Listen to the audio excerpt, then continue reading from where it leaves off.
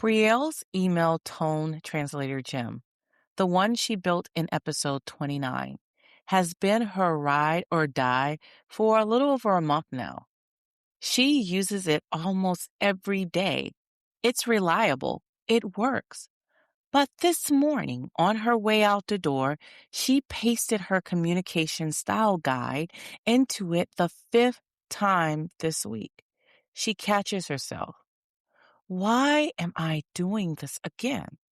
She says this out loud to no one. I just did this Monday. Her best friend Renee, Brielle's college roommate, the one juggling 3 calendars right now, her own work, her kids' schedules, and her dad's medical appointments since his stroke last fall. Renee said something on a FaceTime call last weekend that stuck with Brielle. Renee said, I don't have time for repetition anymore. Mama, today's episode is about exactly that. The agent isn't the problem. The agent is telling you it's outgrown its container.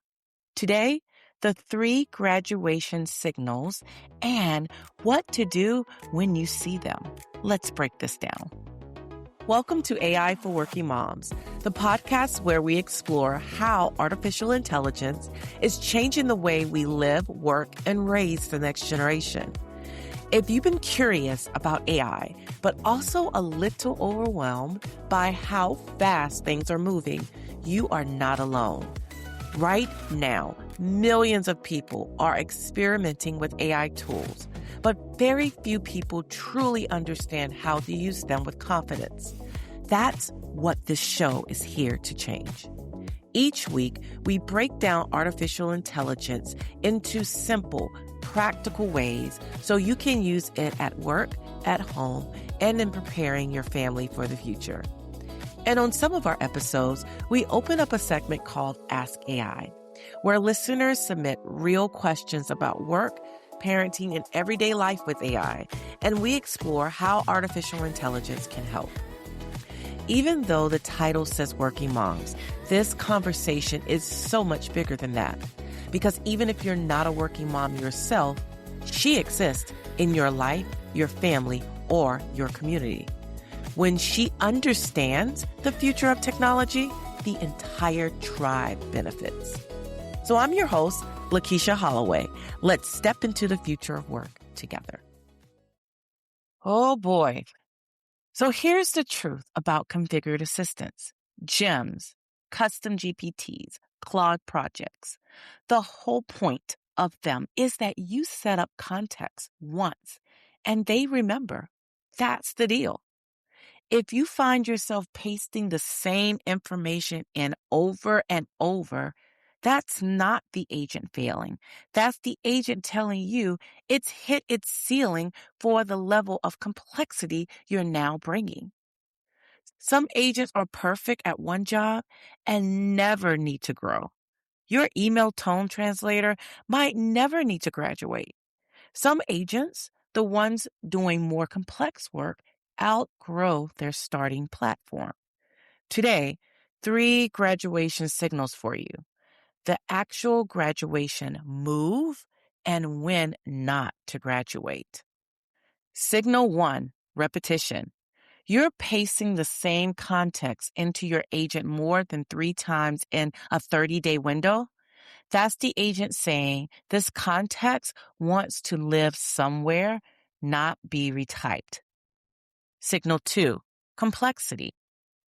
You're asking your agent to do something that needs multiple kinds of information at once.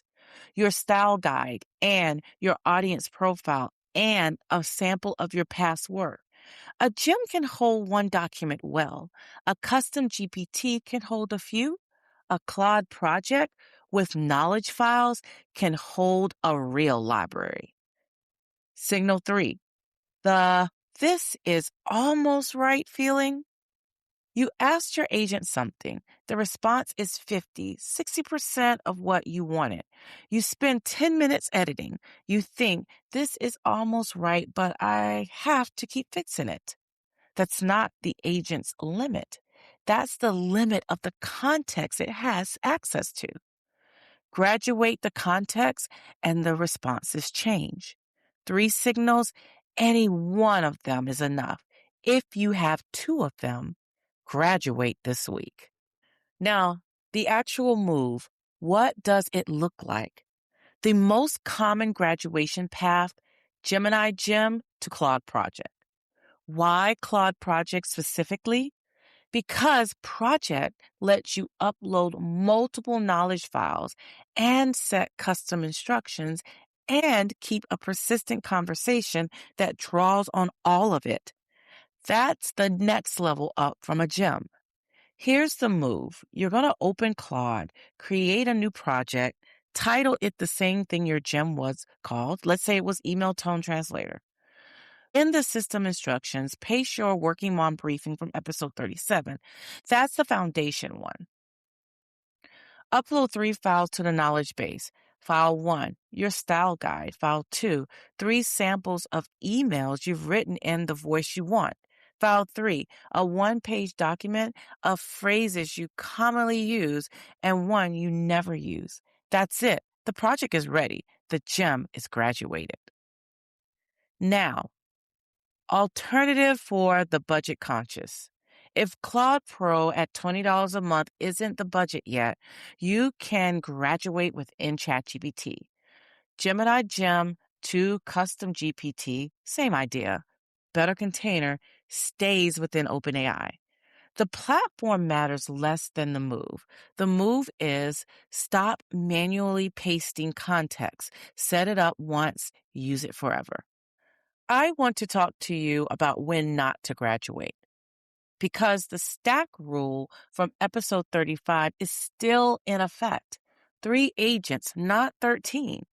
If you graduate every single agent that hits one signal, you're going to end up with a sprawl. 5 projects, 2 custom GPTs, 3 gems, somehow a chatbot you forgot you built. That's not a stack. That's the yard sale.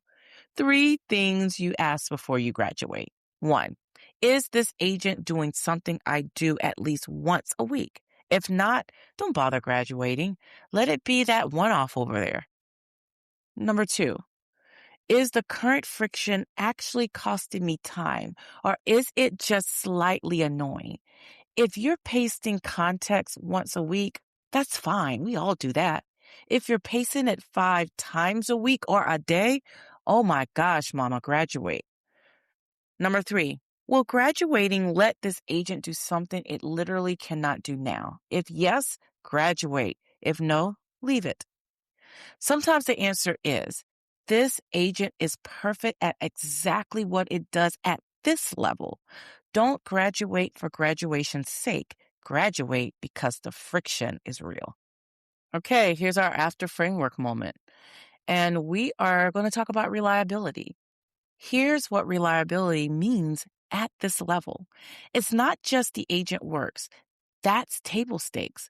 Reliability is the agent works consistently without me patching it manually every single time. Graduating is what you do when consistency starts costing you minutes you don't have. Set up the project, upload the files, walk away. When the agent gives you the response 3 weeks from now and it's grounded in the same files you uploaded today, that's reliability. That's the deal. Here's what I want you to do this week. Audit your most used agent. Just one. The one you open the most often. Ask the 3 signals question. Repetition, complexity, almost right feeling. If you hit one or more, graduate it this week. Open Claude, make the project, bring your briefing, upload your files. If you don't hit any, leave it alone. You got way too many other things to deal with. It's working. Don't fix what isn't broken. That is discipline. This week, tell me in the AI Confidence Playground which agent you're graduating and why, or which agent you're keeping at its current level and why. I want to see both because the moms who know when not to graduate are usually the moms whose stats actually hold up 6 months from now. If you're brand new to all of this, welcome. Well, Actually, I want you to go back to episode 28 through 35 if you can find some time. Then come back here. Here's what I want you to walk away with today, though. Graduation isn't about chasing the next tool. It's about removing the friction you stop noticing. 3 signals, 3 questions, 1 discipline. You've got this, Mama. I'll see you in the next episode. Thank you so much for spending time with me on AI for Working Moms. If today's episode helped you see artificial intelligence a little differently or gave you one idea you can actually use, take one moment to subscribe to the podcast and leave a review. It helps more people discover the show and build confidence with AI. And if you're wondering where you and your kids currently stand with AI, I have 2 resources for you. I created a short quiz called What's Your AI Confidence Level as a Working Mom? It takes just a few minutes and will help you understand your starting point and your next step. Also, if you're a parent thinking about the future for your kids, I have an AI readiness scorecard for them to help you assess and prepare your child for the future of work in the age of artificial intelligence. So you have 2 options. You can take the AI confidence quiz for yourself or explore the Kids AI Resource Scorecard to see where your child stands. How about you try both? You'll find the links in the show notes. And if you have a question you'd like featured in future shows, you can submit it for the Ask AI segment at lakeishaholloway.com/podcast. All of my resources mentioned are linked from that page. And finally, if you would like a place where you could actually practice what we talk about here, I invite you to join the AI Confidence Playground. It's a free community where people come together, learn, experiment, and build real confidence using artificial intelligence. Remember, you do not have to do everything, and you do not have to do it all at once. You can excel professionally without sacrificing your family on the altar of success. This is AI for Working Moms because the future of work should work for moms too. I'll meet you in the next episode.